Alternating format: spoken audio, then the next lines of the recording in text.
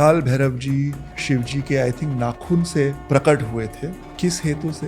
ब्रह्मा जी का 5वां सिर काटने के लिए। अगर हम साधना कर रहे हैं और उसका लक्ष्य ये है कि हमें ज्यादा पावर है, मुझे ज्यादा पावर आनी चाहिए, तो फिर वो एक आसुरिक वृत्ति है। रक्त बीज को मारने के लिए देवी माँ को ऐसा स्वरूप लेना पड़ा जो पूरे की पूरी तरह से उग्र है। डर लग जाता है लोगों को बहुत कि मुझ पे क्या कुछ हुआ है, क्या नहीं हुआ है। मैं किसी के ऊपर कुछ करना चाहूँ तो कैसे करूँ।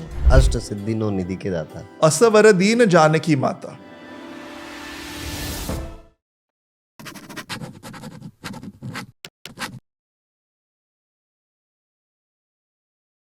ओम ji, welcome to the Arun Pandit show. और आपको यहाँ बुलाने के लिए बहुत मेहनत करी हम लोगों ने, ठीक है। हमारा जैसे जो चैनल है, हम लोग यहाँ पर अकल्ट की बातें करते हैं और मेरा अपना भी पर्सनल एक इंटरेस्ट रहा है तंत्र में, ठीक है। वो सुन के ऐसा लगता है वो काली गुड़िया, ठीक है, वो काला सा तांत्रिक, ठीक है। लेकिन ये कहीं ना कहीं मैं जानता हूँ ये गलत एक परसेप्शन है जो लोगों के मन में है। एक डर का परसेप्शन जी। है, एक भय का परसेप्शन है कि मेरे ऊपर किसी ने तो कुछ नहीं कर दिया, या मैं किसी के ऊपर कुछ करना चाहूँ तो कैसे करूँ, या मुझे बचना है तो मैं कैसे बचूँ। तो आज मैं आपसे यही चाहूँगा कि हम तंत्र को क्लियर करते हैं, जी जरूर। जो हमारी ऑडियंस है उसके लिए, कि व्हाट इज तंत्र, एक्चुअल में वो क्या है और हमें उसे कैसे परसीव करना चाहिए। सबसे पहले तो बहुत बहुत धन्यवाद, आपने मुझे आपके पॉडकास्ट पे बुलाया और आपके माध्यम से आपके ऑडियंस की सेवा करने का मौका दिया। तो I am very very grateful, बहुत आभारी हूँ। देखिए, तंत्र का एक ऐसा परसेप्शन बन गया है, जैसे आपने कहा, कि डर लग जाता है लोगों को बहुत कि मुझ पे क्या कुछ हुआ है, क्या नहीं हुआ है। और ये एक एस्पेक्ट है तंत्र का। लेकिन तंत्र विद्या जो है इससे बहुत ही बड़ी है। तंत्र अगर हम देखें तो उसका शब्दार्थ जानना बहुत जरूरी है। और तंत्र का शब्दार्थ हम अकेले में नहीं जान सकते, इसे मंत्र और यंत्र को भी जानना होगा। जैसे कि 3 शब्द है, मंत्र, यंत्र और तंत्र। मंत्र क्या है? मननात् त्रायते इति मंत्र, जो हमारे मन के विकारों से हमें आगे ले जा सकता है, उसे मंत्र कहते हैं। और हमने सब ने ये एक्सपीरियंस किया है कि हम अगर मंत्र का जप करें तो जो भी हमारे मन में चल रहा था उस समय, जो भी विकार थे, जो भी कलेश थे, वो कम हो जाते या चले जाते हैं। या जिन प्रॉब्लम्स के बारे में हम सोच रहे थे उन प्रॉब्लम्स का सॉल्यूशन हमारे मन में आ जाता है। तो मननात् त्रायते इति मंत्र। और मंत्र इतना पावरफुल है कि केवल मन के विकारों के आगे जाने के लिए नहीं, लेकिन मन के भी आगे जाने के लिए इसका प्रयोग होता है। इसलिए आध्यात्म में मंत्र साधना बहुत ही उच्च साधना है। तो ये रहा मंत्र। दूसरा है यंत्र। यंत्र को अगर हम बहुत ही सिंपल इंग्लिश तरीके में सोचे तो इट इज अ टूल, एक चीज है जिसका प्रयोग करके हम कुछ पा सकते हैं। तो अब क्या यंत्र क्या है अगर हम देखें तो ज्योमेट्रिक शेप्स है, और उन ज्योमेट्रिक शेप्स में तंत्र विद्या कहती है कि भगवान का वास है। अब वो ज्योमेट्रिक शेप्स हमारे मन में आए कैसे? घोर तपस्या के बाद ऋषियों और मुनियों ने मंत्र सिद्धि प्राप्त की, और उस सिद्धि में उन्हें ये यंत्र यानी शेप्स दिख गए। अब यंत्र होते हैं 2D या 3D। जैसे कि 2D में हम देखें तो एक यंत्र है श्री यंत्र, जो कि 2D है। उसको 3D में कर दिया तो वो मेरू बन जाता है, जो कि अब लोग अपने घर में रखते हैं, गाड़ियों में भी रख देते हैं। लेकिन वो एक बहुत ही आध्यात्मिक प्रोसेस से मिला हुआ है। वो केवल भगवान का प्रतीक नहीं है, स्वयं भगवान ही माने जाते हैं। और अब हमने बात की मंत्र की और यंत्र की, तो फिर तंत्र क्या है? तंत्र यानी प्रोसेस, कि हम उस मंत्र और उस यंत्र की पूजा या आराधना या सेवा कैसे करें, इसे तंत्र कहा जाता है। अब तंत्र in end of itself neutral है। तंत्र अगर आप कोई भी प्रोसेस देखिए, प्रोसेस का कोई हित रहता नहीं, वो प्रोसेस ही है। आप हित उसमें तब जुड़ जाता है जब हम अपना हित डाल देते हैं। तो तंत्र विद्या, ये विद्या शब्द का भी अर्थ है जो चीज हमें विमुक्त कर देती है उसे विद्या कहते हैं। या विमुक्तये सा विद्या। तो जब मंत्र, यंत्र और तंत्र को एक साथ हमारे आत्म कल्याण के लिए इस्तेमाल किया जाए उसे तंत्र विद्या कहते हैं। और तंत्र विद्या में कई मार्ग हैं, कई आचार जैसे कहते हैं, काफी सारे हैं, लेकिन जो टू प्रिंसिपल है या जो सबसे ज्यादा जाने जाते हैं वो है दक्षिणाचार और वामाचार। अब ये कहा जाता है कि one is left hand side, right hand path. तो ये जो दो अलग अलग स्कूल ऑफ थॉट्स हैं। कहते हैं कि left hand path is for evil, ऐसे बिल्कुल नहीं है। एक है समाज के अंदर, समाज के नियमों के अनुसार, और एक है समाज के बाहर, कि जो इस तीव्रता से भगवान की उपासना कर रहे हैं कि साधारण जीवन एक समाज में वो नहीं जी सकते, तो उनके लिए ये पथ है। लेकिन क्या हो जाता है कभी कभी, जो तंत्र विद्या है वो बहुत ही सिस्टमैटिक है, और जैसे आप सिस्टमैटिकली उसे फॉलो करेंगे आपको उसकी सिद्धियां प्राप्त होने लग जाएंगी। कभी कभी ऐसे होता है कि लोग थोड़ी सी साधना करके थोड़ी सी सिद्धि प्राप्त कर लेते हैं और उसी में खुश हो जाते हैं, और उस सिद्धि के द्वारा वो निकलते हैं लोगों का कल्याण करने के लिए। लेकिन कब कैसे कहाँ फंस जाते हैं और कहते कि भाई तुम मुझे 100 रुपए दो, मैं उसका दुरुपयोग कर लूंगा। क्यों? क्योंकि मेरे पास ये सिद्धि है। लेकिन ये डरने की, इससे डरने की कोई जरूरत नहीं है, क्योंकि जो सिद्धि है उसका भी मूल मंत्र है, और जो हमें रक्षण देती है उसका भी मूल मंत्र ही है। तो जो व्यक्ति थोड़ा सा मंत्र जाप करे, थोड़ी सी घर में पूजा करे, भगवान के सामने दिया जलाए, भगवान की कोई ना कोई आराधना करे, किसी की भी सेवा, अगर हम अपने परिवार की भी सेवा कर रहे हो, भगवान को मन में रख के करे, तो वो जो भगवान का प्रोटेक्शन है उन्हें प्राप्त हो जाता है। आपने मंत्र की बात करी, मैं भी ऐसे मंत्र चैंटिंग करता हूँ, ठीक है। मेरे तो चलिए ज्योतिष के मंत्र रहते हाँ हैं, जी। लेकिन वो जो सुकून और जो जीवन में परिवर्तन है वो देखने को मिला है।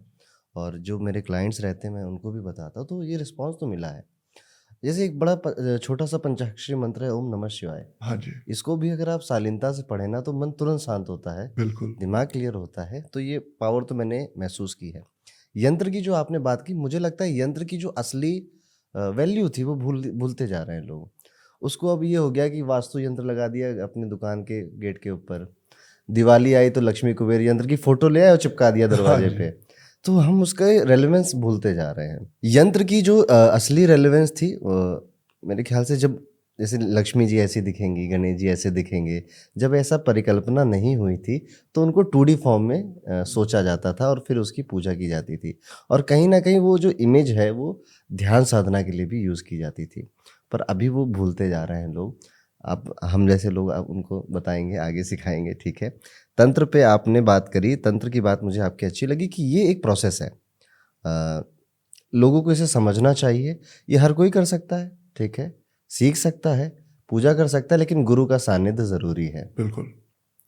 वामपंथ की बात करी आपने और दक्षिण पंथ की बात करी। यहाँ पे मेरे मन में एक सवाल आता है, आपने सिद्धियों की जब बात करी तो बड़ा ही ऐसे मन में जागरूकता होती है कि मुझे भी कोई सिद्धि मिल जाए। कैसे मिलेगी? और सिद्धि के लिए क्या कोई गुरु चाहिए या मैं घर पे अकेले बैठ के सिद्धि प्राप्त कर सकता हूँ? और सिद्धि में क्या सुपरमैन की पावर मिलेगी या किस तरह की शक्तियाँ मिलेंगी?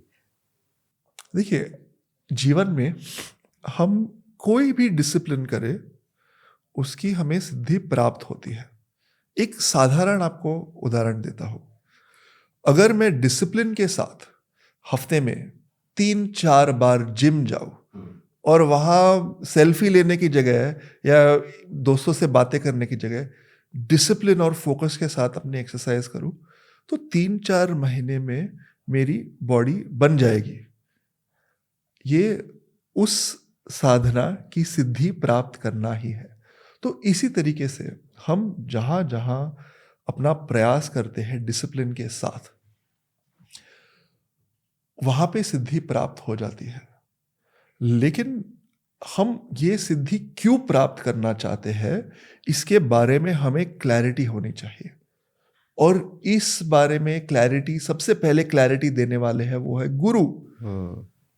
एक गुरु के सानिध्य बिना अगर हमने कोई भी डिसिप्लिन कर दिया तो हमें एक तो हार्म या हानि होने का चांस ज्यादा है।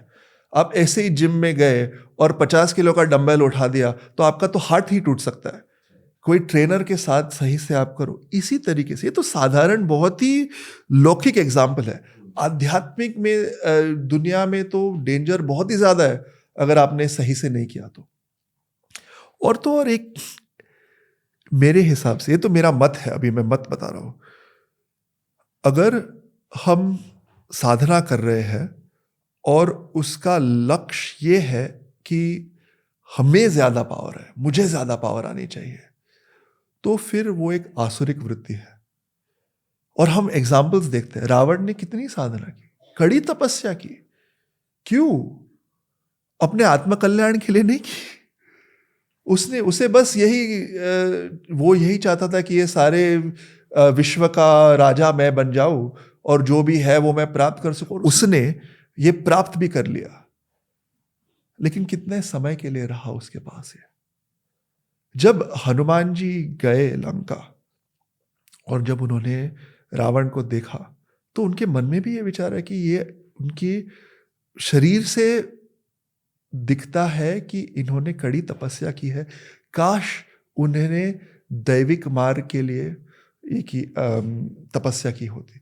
वो जब मेघनाद को देखता है, हनुमान और मेघनाद एक दूसरे से लड़ते हैं लंका में, जब अशोक वाटिका की बात हुई थी, जब वो गए थे सीता जी से मिलने, तब भी हनुमान जी ये सोचते हैं कि इसने तो इतनी साधना की है।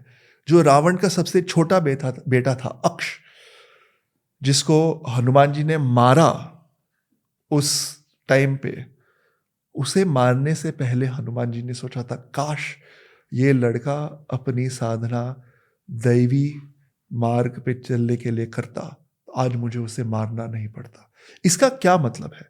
आप साधना करोगे तो आपको सिद्धि प्राप्त होगी, लेकिन अगर आप गुरु के सानिध्य के अंदर ना करें तो वो सिद्धि की जगह आपको हानि भी प्राप्त हो सकती है। और तो और अगर उस प्रयास को आप दैविक एक हेतु के साथ ना जुड़ पाए तो अगर आई भी तो बहुत ही कठोर तरीके से चली जाएगी। जैसे रावण का अहंकार खत्म करने भगवान स्वयं आए, और ना ही उसका जो उन्होंने इतना बड़ा विशाल लंका सोने का शहर बनाया था, ना ही वो चला गया, उनके प्राण भी त्याग करना पड़ा। आपने हनुमान जी की बात करी, सिद्धि की बात करी, तो हनुमान चालीसा में आता अष्ट सिद्धि नौ निधि के दाता। तो ये सिद्धियां, ये वही 8 सिद्धियां या कुछ और भी है? और भी है, लेकिन वो 8 सिद्धियां तो है ही, महिमा लहिमा ये है। अभी देखिए डिटेल में मैं नहीं जाना चाहता, लेकिन आपने जो बात कही, अष्ट सिद्धि नव निधि के दाता असवर दीन जानकी माता, वो सिद्धियां आई क्यों? क्योंकि वो भगवान से जुड़े हुए थे। उन्होंने अपना सारा कुछ श्री राम श्री सीता जी के चरणों में रख दिया था, तो तब सीता जी ने उन्होंने ये दिया। और हनुमान जी तो एक ऐसे अद्भुत व्यक्तित्व है, और मैं उन्हें कैरेक्टर नहीं कहता, वो अस्तित्व में है इस समय। आपने सही से उनकी उपासना की तो आपके दर्शन भी हो सकते हैं हनुमान जी के। वो उनका जब जन्म हुआ, बहुत ही यंग थे, तब जैसे कि बच्चे कैसे खेलते हैं वैसे खेल रहे थे। और बच्चों का क्या है, बच्चों की किसी भी चीज में रुचि लग जाती है। अब इतना अच्छा टॉय बच्चों को दे दो, वो टॉय छोड़ के कुछ देर बाद वो बक्से के साथ खेलना शुरू कर देंगे। इसी तरीके से हनुमान जी खेल रहे थे, एक दूसरे पेड़ से कूद रहे थे और आम के साथ खेल रहे थे, लेकिन वो रुचि चली गई वो आम में। फिर उन्होंने देखा ऊपर इतना बड़ा आम आकाश में था, सूर्य देव को उन्होंने आम समझा और उसकी तरफ छलांग लगा दी।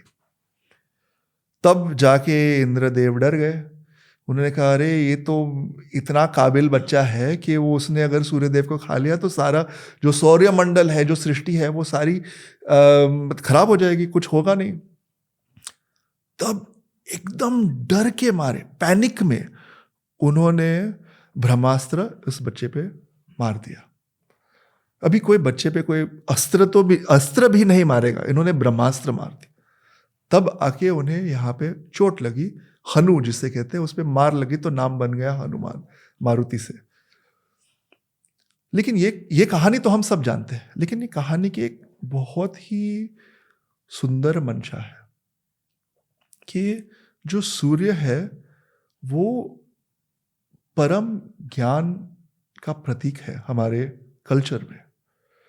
तो हनुमान जी ऐसे थे कि वो इस दुनिया की चीजों में इंटरेस्टेड नहीं थे। उन्होंने उस एज में, बचपन में उन्होंने सोचा कि ये क्या, इससे क्या करना, मैं जाके सबसे उच्च ज्ञान प्राप्त कर लेता हूं। तब इंद्र यानी हमारी इंद्रिया हमें वश में कर लेती है और कुछ भी फेंक देती है बिना सोचे। लेकिन क्या हुआ, जब हनुमान को वो ब्रह्मास्त्र लग गया तब वायु जी बड़े भड़क गए। उन्होंने कहा कि तुमने मेरे बच्चे को कैसे मारा, अब मैं अपना काम करना बंद कर दूंगा। और जब वायु जी काम नहीं करेंगे तो प्राण शक्ति कैसे जाएगी, पूरी सृष्टि खत्म हो जाएगी। तब जाके सारे देवताओं ने उनसे माफी मांगी और बदले में कहा कि हम हमारे जो गुण है वो बच्चे को आपके दे देंगे। तो इस तरीके से जो भी सिद्धियां है वो हनुमान जी ने प्राप्त की, इसलिए नहीं क्योंकि वो सिद्धियां चाहते थे, इसलिए क्योंकि वो परम ज्ञान चाहते थे। जो हनुमान जी का एक नाम है बजरंगी, वो बना वज्र अंगी इस नाम के वजह से। और जो ब्रह्मास्त्र वज्र की शक्ति है, जो कि वज्र जो इंद्र जी का अस्त्र है, वो हनुमान जी में है। हनुमान जी से मैं अभी आपके और क्वेश्चंस पूछूंगा, लेकिन अभी हम अपने थीम पे वापस आते हैं। मैं चाहता हूँ कि आप हमारे ऑडियंस को कुछ छोटा सा कुछ बता दो, ठीक है? कि अगर आपको सिद्धि चाहिए तो आप ये कर लो, ये मंत्र पढ़ लो, इस टाइप का कुछ है, या कुछ ऐसी पूजा प्रार्थना या देवी की साधना जिससे उनका कोई नुकसान ना हो, फायदा हो। देखिए जैसे कई सारे स्टूडेंट हमें देखते हैं, हाँ, तो उनका फोकस इंक्रीज हो जाए इस टाइप में। स्टूडेंट्स के लिए मंत्र साधना बहुत ही ज़रूरी है। और स्टूडेंट्स की एक सिचुएशन होती है कि उनके पास काम बहुत ज़्यादा होता है और समय कम होता है। तो आप थोड़ी सी साधना ध्यान और सिंसियरिटी से करें, वो बेहतर है, बेटर देन बहुत ज़्यादा साधना जिसमें आपका ध्यान भटके। तो अगर आपके पास आपका एक आपके इष्ट देवता है तो उनकी साधना कीजिए। जैसे अगर गणपति आपके इष्ट देवता है तो ओम गम गणपतये नमः। कृष्ण जी आपके तो हरे कृष्णा कृष्ण कृष्ण हरे हरे, हरे राम राम राम हरे। हर एक देवता के साधारण तरीके से हिंदू धर्म में मंत्र हमें मिल जाते हैं। शिव जी के ओम नमः शिवाय, एक साधारण मंत्र लेके उसका जप कीजिए। जपमाला में 108 रुद्राक्ष होते हैं या तुलसी माला में तुलसी के पीस होते हैं, तो वो एक राउंड तो कर ही दीजिए। 2 वार्निंग्स है। एक, आप इस हेतु से मत कीजिए कि मुझे फर्स्ट आना है। आप इस हेतु से कीजिए कि हे भगवान, मैं आपके साथ जुड़ना चाहता हूं, जो कुछ मेरी जिंदगी में है आपने दिया है, तो आप ऐसे ही मेरे साथ रहिए। और दूसरी बात, बहुत ही ज्यादा एडवांस्ड मंत्रों में खुद ना जाए। अगर आपको जाना है तो इन मंत्रों से क्या होता है, आपकी फाउंडेशन बन जाती है। और फिर अगर आपको एडवांस मंत्र में जाना हो तो इस फाउंडेशन की काबिलियत से आपके जीवन में गुरु आ जाते हैं। लालच के साथ कोई जंग नहीं जीती जाती। तो अगर आपको लालच है कि मुझे सिद्धियां मिलेंगी या फिर मुझे कुछ भी फ़ायदा होगा, तो आप वो जंग हारने वाले हैं इवेंचुअली। और सिद्धि की जो बात रही, ये लालच ही पैदा करती है सबसे मन में, तो समझ जाइए कि आप गलत ट्रैक पे हो। बिल्कुल। और अगर आपका कनेक्शन फील करने का है कि मुझे अपने देवता के साथ या अपनी देवी के साथ एक कनेक्शन फील करना है फॉर आत्म कल्याण, तब आप सही रास्ते पे। बहुत खूबसूरती से आपने समझाया ओम जी। मुझे बड़ा मज़ा आ रहा है आपके साथ बात करने में, ठीक है। ओम जी, जब भी ये तंत्र वगैरह की बातें आती हैं, तो एक तो महाकाली, हाँ जी, उनके जीभ में खून टपक रहा है, हाँ जी, ठीक है, और एक काल भैरव, हाँ जी। इनकी इमेज सामने आती है। मूवीज़ में, सीरीज़ में भी यही सब दिखाया गया है हम लोगों को। क्या सच है इसके पीछे कि इन दोनों का नाम इसमें जोड़ा जाता है? देखिए, सबसे पहले तो जब इनके चित्र हम देखते हैं, इनका स्वरूप जब हम देखते हैं, तो हमें लगता है कि ये सच नहीं हो सकता, लेकिन ये अस्तित्व में है। और ये जो भगवान के रूप है, वो वाक़ई में इस पृथ्वी पर चले हैं और चलते हैं, और आज भी अगर हमने उनकी साधना की, तो हमारे सामने प्रकट होंगे। उसी तरह जिस तरह स्वामी विवेकानंद के गुरु के सामने माँ काली आई थी। रामकृष्ण परमहंस जो थे, वो काली माँ के बहुत ही बड़े उपासक थे, और काली माँ उनके सामने उग्र स्वरूप में भी आती थी और प्रेमल स्वरूप में भी आती थी। तो ये जो भगवान के प्रकट होने के तरीके हैं, वो अस्तित्व में है, सच है, सही है। और तो और, वो जिस तरह से प्रकट हुए, हमें बहुत उससे सीखने मिलता है। जैसे कि आपने कहा अभी, काल भैरव जी का जिक्र किया। काल भैरव जी शिव जी के आई थिंक नाखून से प्रकट हुए थे। किस हेतु से? ब्रह्मा जी का 5वां सिर काटने के लिए। अब हम देखते हैं ब्रह्मा जी को, उनके 4 सिर है, 3 हमें दिख जाते हैं, 1 2 3, और एक पीछे 4। आइडिया क्या है कि 4 जो सिर है, वो 4 वेदों की बातें करें। 5वां जो सिर था, उसने वो सोचने लग गया, यार मेरे 4 सिर है, 4 वेदों का मैं केवल ज्ञाता नहीं हूं, उनका वक्ता भी हूं, मैं कितना ग्रेट हूं। तो 5वें सिर में अहंकार आ गया। तो वो अहंकार काटने के लिए काल भैरव जी प्रकट हुए। काली माँ जो है, वो प्रकट हुई रक्त बीज नाम के असुर को काटने के लिए। अब रक्त बीज की क्या खासियत थी? अगर हम कहें कि असुरों की भी खासियत हो सकती है, क्या था उसका स्पेशल फीचर? उसने एक ऐसा वरदान मांगा था भगवान से कि मैं अगर मरूं, या कोई मुझे अगर मारे, मुझे काटे, तो एक एक बीज में से मैं फिर से प्रकट हो जाऊं। ऐसा एक एक रक्त के ड्रॉप से मैं प्रकट हो जाऊं, इसलिए उसका नाम रहा रक्त बीज, द सीड ऑफ ब्लड। रक्त बीज क्या दर्शाता है? रक्त बीज हमारे डिजायर्स को दर्शाता है कि आप एक को फुलफिल करो, दूसरा आ जाता है, एक 2 को फुल करो, उसके 4 आ जाता है, 4 को 8। इस तरीके से जो हमारी आशा आकांक्षाएं है, देखिए अगर अच्छे डिजायर्स है कोई बात नहीं, लेकिन जो एक अहंकारी डिजायर्स जो है कि भाई मुझे ना इससे ज्यादा पैसे कमाने ही है, या इससे ज्यादा बेहतर घर बनाना ही है, या तो मुझे बस पावर चाहिए दिखाने के लिए लोगों को कि मैं कौन हूं, ये बहुत ही अहंकारी डिजायर्स है। और इनकी एक ऐसी खासियत है कि वो एक आपने उसको फुलफिल कर दिया, तो वहां पे रुकता नहीं है, दूसरा आ जाता है, दूसरा आ जाता है, दूसरा आ जाता है। तो ये दर्शाने के लिए भगवान ने रक्त बीज का माध्यम चुना, और रक्त बीज को मारने के लिए देवी माँ को ऐसा स्वरूप लेना पड़ा जो पूरे की पूरी तरह से उग्र है। और देवी माँ ने उसको ऐसे मारा कि उसका सिर्फ गला ही नहीं काटा, उसका सिर्फ धड़ ही नहीं काटा, लेकिन उसके एक एक बीज को रखने के लिए हाथ में एक कपाल पकड़ा।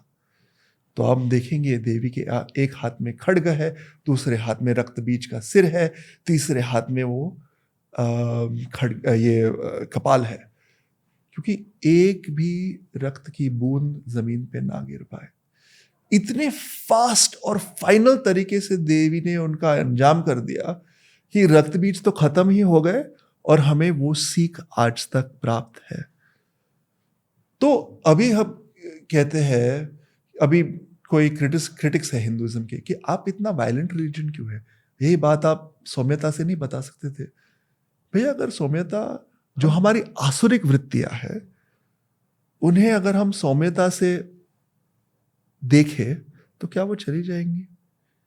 आसुरिक वृत्तियों को निकालने के लिए उग्रता की जरूरत ही है। और भगवान की एक ऐसी खासियत है कि जैसे हमारी जरूरत है उस तरीके से आ जाते हैं, ना कि जैसे हमारी इच्छा है। भगवान विष्णु अपने भक्तों का कल्याण के लिए आ ही जाते हैं। कई बार वो श्री कृष्ण के रूप में आ जाते हैं, लेकिन प्रहलाद जी के द्वारा हम सब को ये सीख मिलने के लिए उन्होंने नरसिम्हा जी के रूप में आए। वो बलि के द्वारा हम सबको सीख मिलने के लिए वो वामन रूप में आए कि बलि तू तो ठीक है, लेकिन तू जो प्रजा संभाल रहा है वो ठीक नहीं, उसके लिए तुझे जाना पड़ेगा ताकि इस प्रजा को आगे बढ़ने का मौका ना मिले, तुम्हें अपने लोक में रहना पड़ेगा, दैट्स इट। तो भगवान ने बलि का कल्याण किया, लेकिन धर्म संस्थापन करने के लिए वो एक बटुक रूप लिया। तो ये वायलेंस नहीं है, ये भगवान की करुणा है।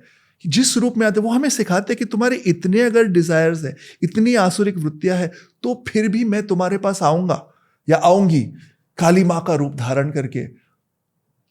तुम्हारा कुछ भी तुम कर लो, हम भगवान हमें आश्वासन देते हैं कि हम कुछ भी कर ले वो हमारे कल्याण के लिए आएंगे ही आएंगे। आपने जो बातें कही हैं उससे एक ही बात मन में आ रही है कि कई लड़ाइयाँ जीवन में होती हैं जो खुद लड़नी पड़ती हैं, और हमारे डाइटी भी हमको यही सीख देना चाह रहे हैं कि हर बार ना पुचकार के काम नहीं बनेगा, कई बार ना काली बनना पड़ेगा, भैरव बनना पड़ेगा। ओम जी, एक 10 महाविद्या का भी कॉन्सेप्ट हाँ है, जी।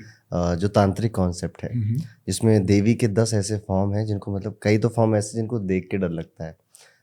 इसके बारे में क्या सच्चाई है? और इसकी भी कहीं कहीं बहुत कम जगहों पे पूजा होती है। हाँ जी।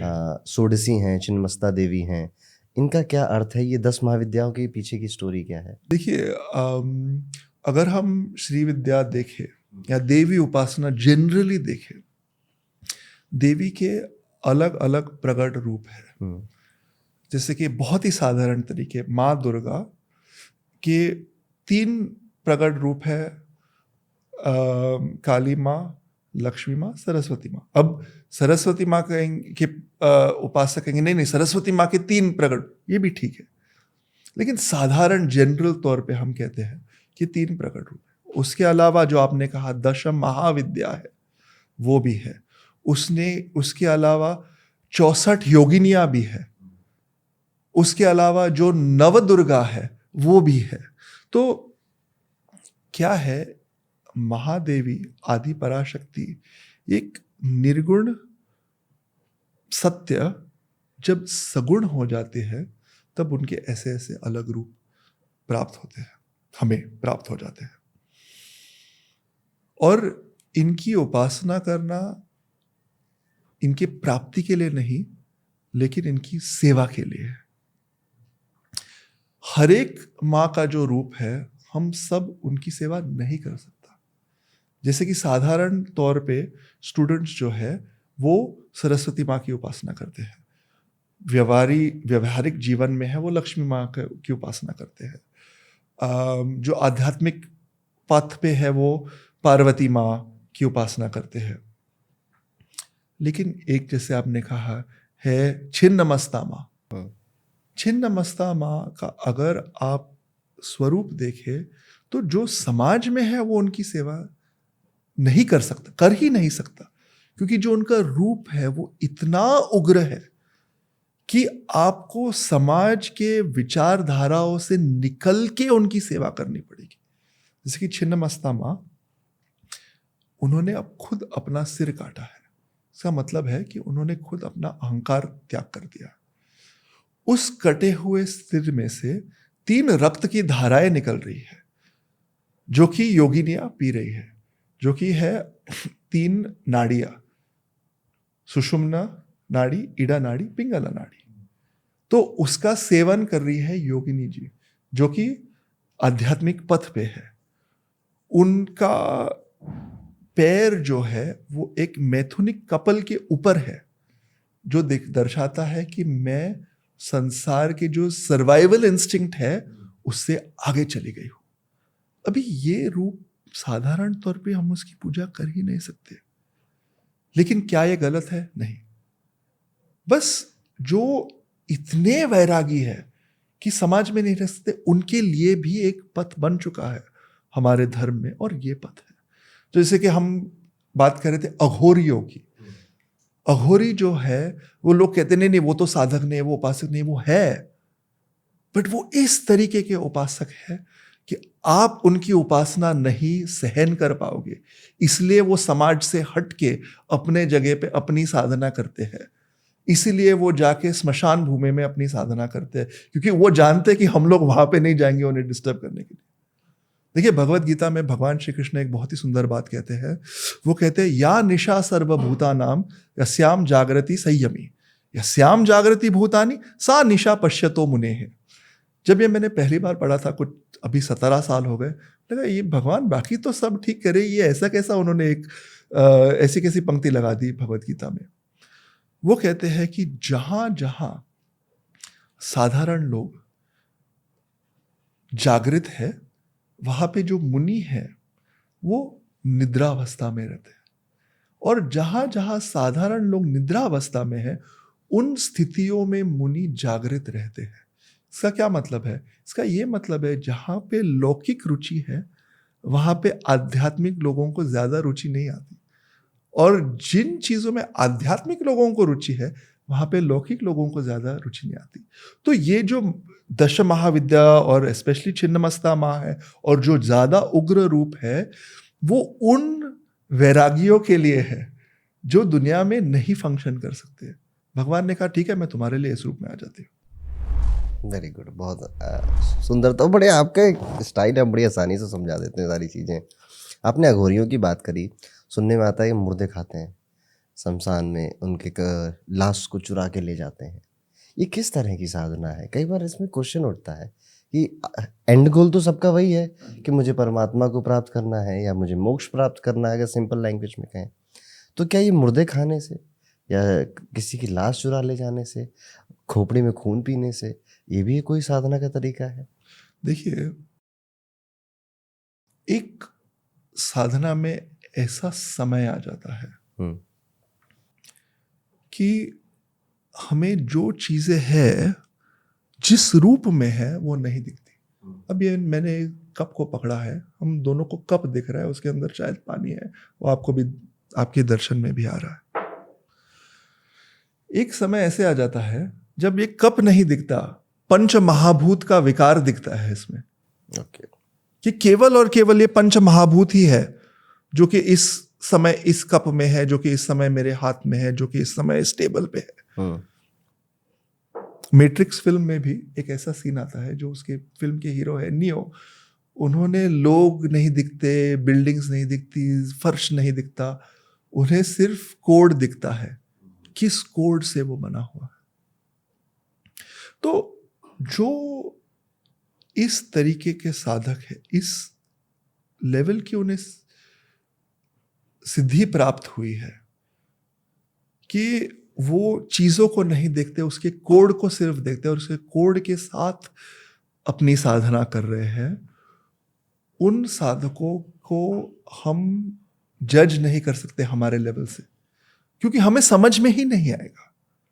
और जो अघोरी है वो जानते हैं इस बात को, तो इसलिए वो ऐसी साधनाएं करते हैं, ऐसी साधनाएं दिखाते हैं कि हम जाए ही नहीं वहां पे। तो देखिए, अगर किसी के मन में आए कि ये भी साधना है, ये भी ठीक है ना, मत करो, उन्हें करने दो, क्योंकि जिस मानसिकता से वो कर रहे हैं वो हमारे मानसिकता के बहुत आगे है।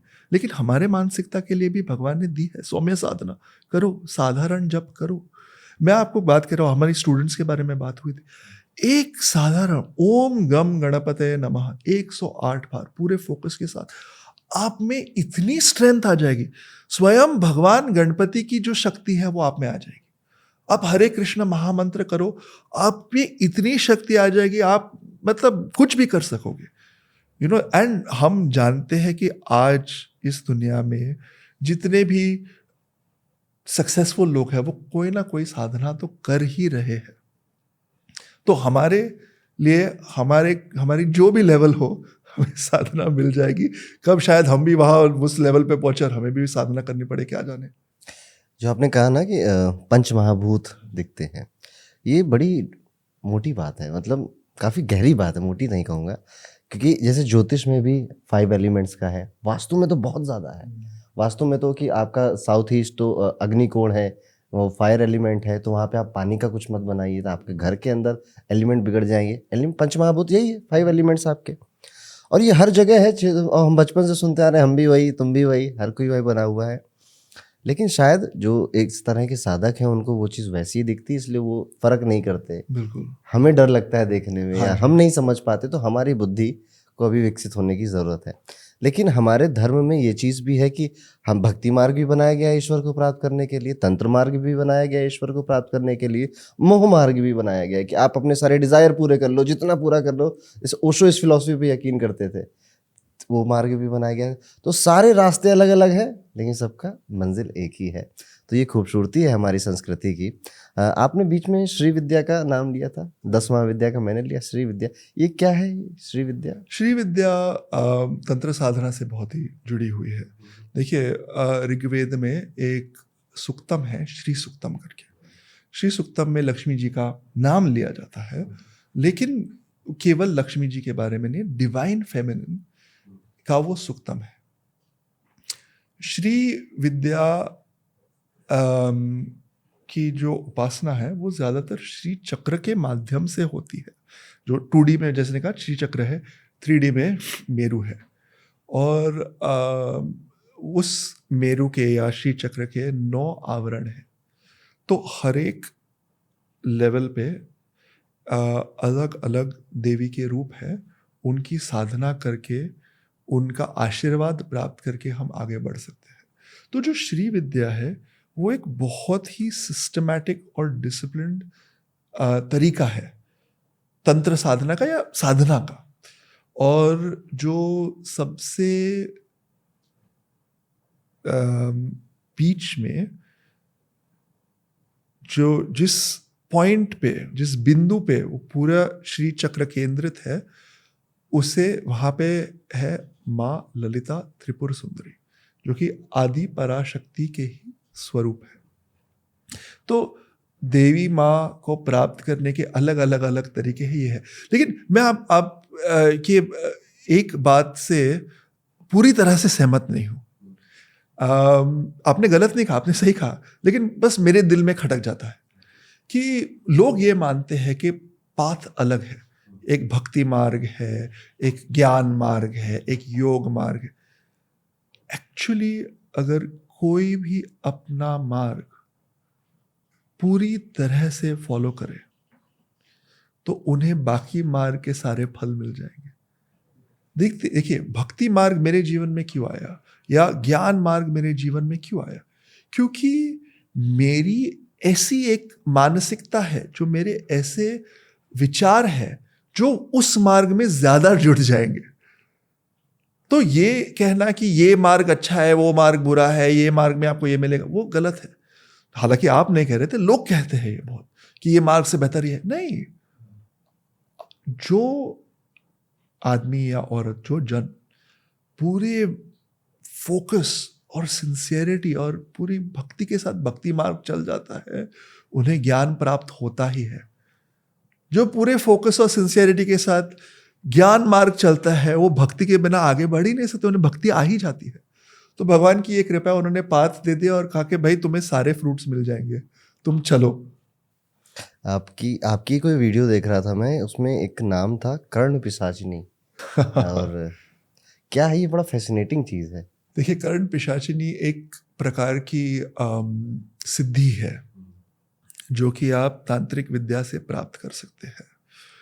अब ये ना ही प्राप्त करने के योग्य है मेरे हिसाब से, ना ही करनी चाहिए।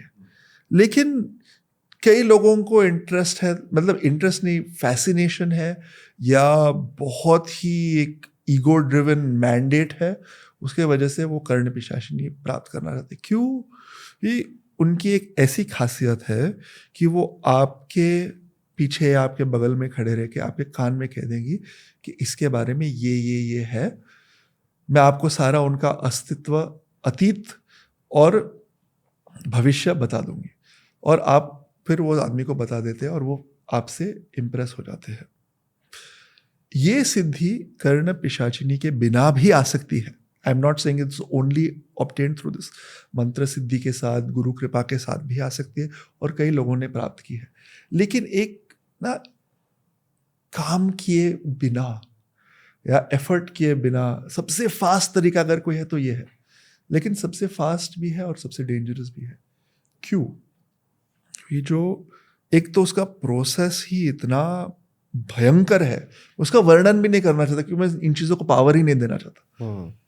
लेकिन उसका प्रोसेस में मल मूत्र सारा कुछ जम के आपको उसकी साधना की कोई साधना है करने लायक।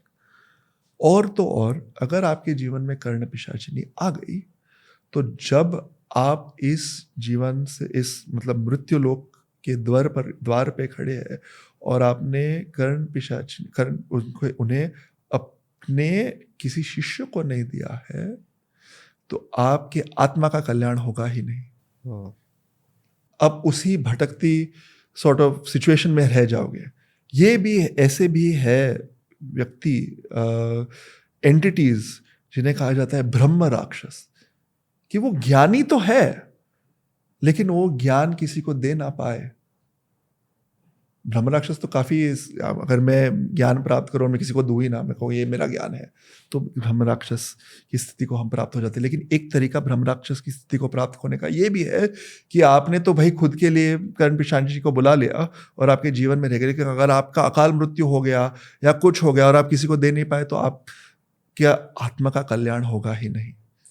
तो ये पूरा जो डिस्कशन है इसी कारण है कि भाई आप सिंसियरिटी करो, जो फल आपको लगेगा कर्ण पिशाचिनी देगी वो आपको मिल ही जाएगा। साधक और दैविक मार्ग, इन मार्गों पे चलो ही मत। अभी मैंने एक पॉडकास्ट किया था पुंडरीक महाराज जी के साथ, जी। अच्छे बहुत ज्ञानी आदमी हैं, और उनसे भी मैं ये इसी सवाल कर रहा था, सिद्धि कैसे मिलेगी, ये कैसे होगा। मैं ये बस चाहता हूँ कि जो लोग नॉलेजेबल है कुछ उनके मुंह से निकल जाए ताकि या तो ऑडियंस को पता चल जाए या मुझे पता चल जाए, क्योंकि मन में ये चीज़ आती है ओम जी की, कोई सरल तरीका, कोई आसान तरीका, हमारा भी फायदा हो इसमें। पर उन्होंने भी मुझे यही बोला था कि या तो रावण संहिता पढ़ लो, आपको आ जाएगी, जो दिख रहा है आपको दुनिया में लोग कर रहे हैं, तो रावण संहिता पढ़ लीजिए या इंद्रजाल पढ़ लीजिए तो आ जाएगी, लेकिन भला नहीं होगा, अंत बहुत बुरा होगा। और यही चीज़ मुझे चित्रलेखा जी ने भी बोली थी, सेम चीज़ जो स्पिरिचुअल लीडर्स हमारे यहाँ आ रहे हैं। तो मुझे लग रहा है कि कहीं ना कहीं ये बात सच है कि हमारा जो लालच है ये हमारा नुकसान कर देगा। और अगर हम इस चीज़ में और ज़्यादा डीप बिना किसी गाइडेंस के गए और बिना इस थॉट के गए कि मुझे अपना कल्याण करना है, आत्म कल्याण इसकी आप बात कर रहे हो वो करना है, ना कि ये थॉट होना चाहिए मन में कि अरे नहीं पैसे कमा लेने हैं, लोगों को इम्प्रेस कर देना है। तो अब ये बात मुझे समझ में आ रही है कि बार बार लोग यही इसी पॉइंट पे क्यों आके एंड हो जाते हैं। आपने ब्रह्म राक्षस की बात करी, भूत प्रेत भी उसी का एक है और जिन भी है, तो जिन का कोई एक्सपीरियंस है आपका या इसके बारे में कुछ पता है? एक्सपीरियंस तो है, लेकिन मैं ज़्यादातर इन चीज़ों के बारे में बात नहीं करता, इस कारण क्योंकि लोग डर जाते हैं सुन के। लेकिन ये डरने की बात नहीं है। देखिए, हमारे शास्त्रों में कहा है कि जो हम अपना शरीर मानते हैं वो 3 लेयर्स का है। जो हमें दिखता है वो स्थूल शरीर, फिजिकल बॉडी। इसके भीतर है सूक्ष्म शरीर, जो कि हमारा माइंड, इंटेलेक्ट, एनर्जी, ये सारी चीज़ों से बना हुआ है। सूक्ष्म शरीर जो कि फिजिकल, इस तरीके से फिजिकल है लेकिन उसकी अपनी एक फिजिकलिटी है। और तीसरा है कारण शरीर, जो कि हमारे सारे कर्मों का कलेक्शन है। तो जब ये स्थूल शरीर चले जाता है तो सूक्ष्म शरीर, कारण शरीर रह जाता है, और वो शरीर के कल्याण के लिए और वो कर्मों से जो शरीर बंधा है उस कारण हम अलग अलग लोकों में चले जाते हैं। Some are called higher realms, जो कि स्वर्ग लोक है अलग अलग, और कई है लोअर रेल्म्स, जैसे पाताल लोक अलग अलग है, सुताल, पाताल, तलाताल इत्यादि। कभी कभी ऐसे हो जाता है कई कारणों के वजह से कि जो फिजिकल बॉडी किसी की चली गई लेकिन उनके कर्म बाकी है अभी भी। जैसे कि किसी की अगर अकाल मृत्यु हो गई, वो यंग लड़का था, उसको किसी ने वॉर में भेज दिया, वो जाते जाते बेचारा मर गया। अब उसके उस जीवन में काटने के लिए ऐसे कर्म थे जो वो काट नहीं पाया, तो उसके पास वो कर्म बंधन तो है, लेकिन वो कर्म बंधन से आगे बढ़ने की को भुगतने की का शरीर नहीं है, तो वो ना ही आगे बढ़ सकता है, ना ही कहीं और यहाँ रह सकता है। तो एक ऐसे अस्तित्व हो जाता है उनका, जिनको हम भूत कहते हैं। और ये जो एंटिटीज है, इनसे हमें डरने की कोई ज़रूरत नहीं है, क्योंकि हम डरते तब है जब हमने किसी तरह का कवच नहीं पहना है। जैसे कि अगर हम अभी हम दिल्ली में हैं, यहाँ पे सर्दी है, मैं ऐसे ही वेस्ट पहन के और शॉर्ट्स पहन के बाहर नहीं जाऊँगा। ये जो हमने कपड़े पहने हैं, जैकेट पहना है, मफलर पहना है, ये हमारा एक कवच बन जाता है। क्यों? क्योंकि ठंड से हम सही से रह पाए। इसी तरीके से मंत्र साधना हमारे बहुत ही एक कवच बन जाता है कि कोई भी हमारा कोई हार्म नहीं कर सके, कोई भी हमें हानि ना पहुंचा सके। तो लोग कहते कि भूत है कि नहीं? हाँ है। लेकिन क्या हमें डरना चाहिए? बिल्कुल नहीं डरना चाहिए। इनफैक्ट हमारा धर्म इतना महान है कि जो ऐसे स्थिति में जो जीव है, उनके कल्याण के लिए भी मंदिर और मार्ग बनाए हैं। जैसे कि अगर हम देखें काशी में ऐसी ऐसी जगहें हैं कि जो इस तरीके से है, जीव जिनका कल्याण नहीं हो रहा, उनका भी कल्याण हो जाता है और वो आगे अपने जीवन में बढ़ सकते हैं। भूत पिशाच निकट नहीं आवे, महावीर जब नाम सुनावे। तो अगर आपको डर लग रहा है पॉडकास्ट देख के, तो आप महावीर यानी कि हनुमान जी को याद करें। अच्छा, हनुमान जी को क्यों ऐसा माना जाता है कि ये भूतों को भगा देंगे, गदा मार देंगे, या जैसे ये लाइन है हमारी, हाँ। पंक्ति है, भूत पिशाच निकट नहीं देखिए, आवे। एक है, मैंने कवच की बात की, हनुमान जी एक ऐसा कवच है जो आप को किसी भी संकट से पार कर सकता है, या वो संकट आधी दैविक हो, आधी भौतिक हो, या आध्यात्मिक हो। आधी दैविक एज इन आपके कंट्रोल के बाहर, बाढ़ आ गई आपके कंट्रोल के बाहर है, नेचुरल फोर्सेस है, या कुछ आपकी जिंदगी में ऐसे कर्म बन गए, आप सही से चल रहे थे, कुछ ऐसे संकट आ गया जिसका आपका कनेक्शन भी नहीं है लेकिन आ गया, वो है आधी भौतिक, आधी दैविक। आधी भौतिक आपके सराउंडिंग्स में कोई है जो आपका बुरा चाहता है, या किसी एक एंटिटी के कांटेक्ट में आप आ गए, आपको थोड़ा प्रॉब्लम हो गया, या आप कहीं जाके फंस गए, वो है आधी भौतिक। और आध्यात्मिक आपके अंदर जो चैलेंजेस है, कभी कभी बहुत ज़्यादा निराशा हो जाती है, डिप्रेशन हो जाता है, डर भय बन जाता है कि हम आगे। भय एक ऐसी चीज़ है भैया कि आपको जिस समय डर आ गया, आप कुछ नहीं कर सकते। देखिए, आप कुछ कर ही नहीं सकते, आप वही के वही बैठ जाते हो। डियर इन द हेडलाइट्स जैसे इंग्लिश में कहते हैं, आप कुछ हिल ही नहीं सकते। तो उसे आधी आध्यात्मिक चैलेंज कहते हैं। तो हनुमान जी इतने पावरफुल है कि आदि दैविक, आदि भौतिक, आध्यात्मिक चैलेंजेस को वो निकाल सकते हैं। और तो और हनुमान जी केवल शक्ति के स्वरूप ही नहीं, लेकिन भक्ति के भी स्वरूप है। और जब हम कहते हैं रामदूत हनुमान, तो ये रामदूत का क्या मतलब है?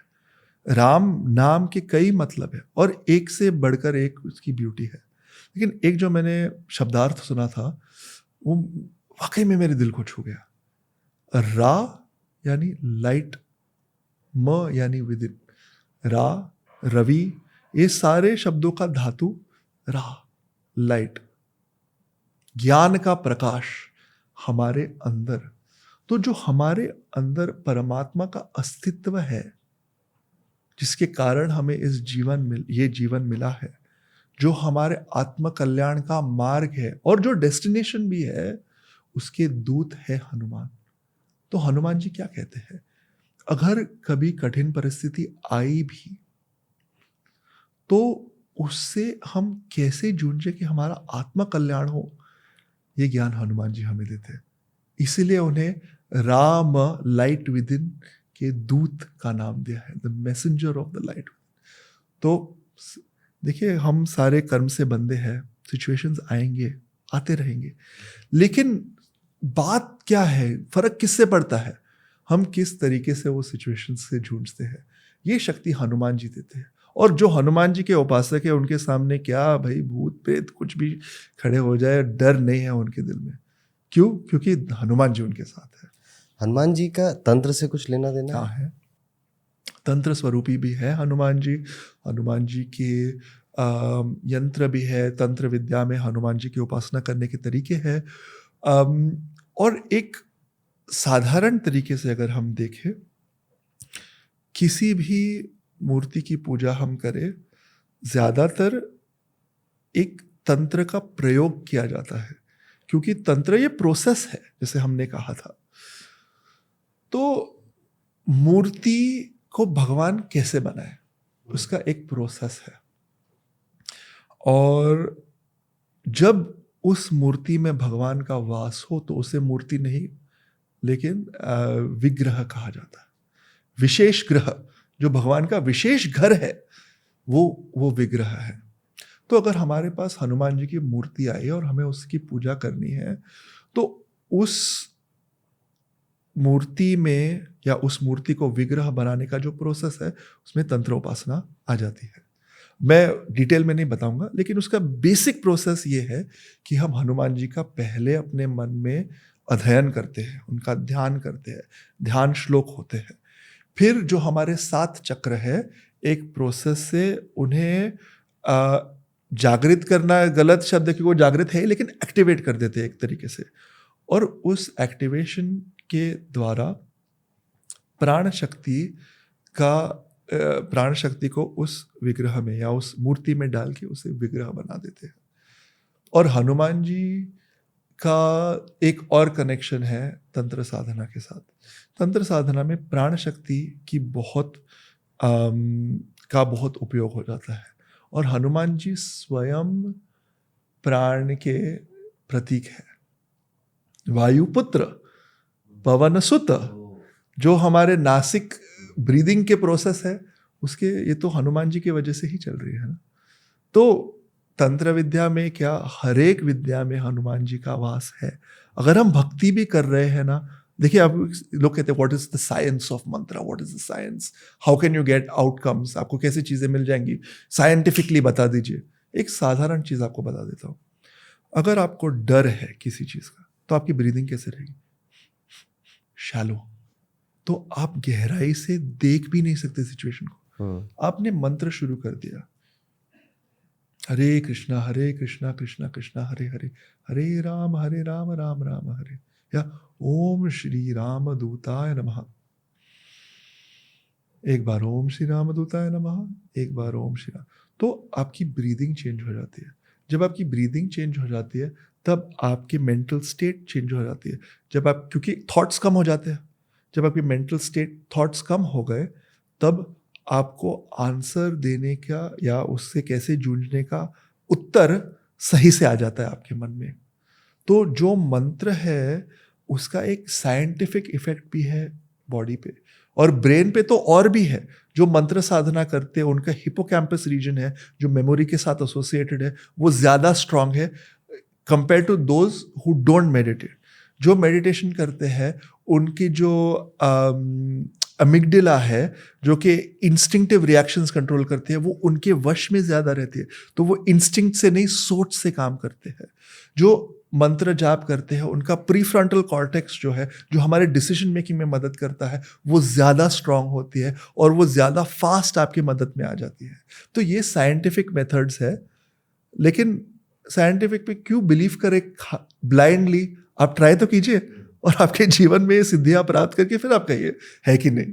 कुछ चीज़ें ना अनुभव से ही पता चलती हैं। मैं अक्सर ये बोलता हूँ कि अगर मैं पूछूं कि ओम जी शराब पी के कैसा लगता है, ठीक है, तो आप मुझे नहीं एक्सप्लेन कर पाओगे, वो एक्सपीरियंस ही करना पड़ेगा। ऐसे ही ध्यान भी है। मैं दुनिया से पूछूं कि ध्यान करके क्या होता है, कैसा लगता है, दुनिया कुछ भी अपने अपने अनुभव बताएगी, लेकिन आपका जो अनुभव है वो आपको खुद ही मिलेगा जब आप उस चीज़ को एटलीस्ट करोगे तो ओम जी, थैंक यू सो मच हमारे साथ इस पॉडकास्ट को करने के लिए, और आज हमने आपने काफ़ी सारे मेरे कॉन्सेप्ट क्लियर किए, and I am very much sure कि हमारी जो ऑडियंस भी देख रही होगी उनको भी काफ़ी सारी इस पॉडकास्ट से नॉलेज मिलेगी। तो thank you so much for coming on the Arun Pandit show. बहुत बहुत धन्यवाद, और हमारा और आपका नाता ऐसे ही बने रहे, ये मेरी भगवान से प्रार्थना है। राधे राधे।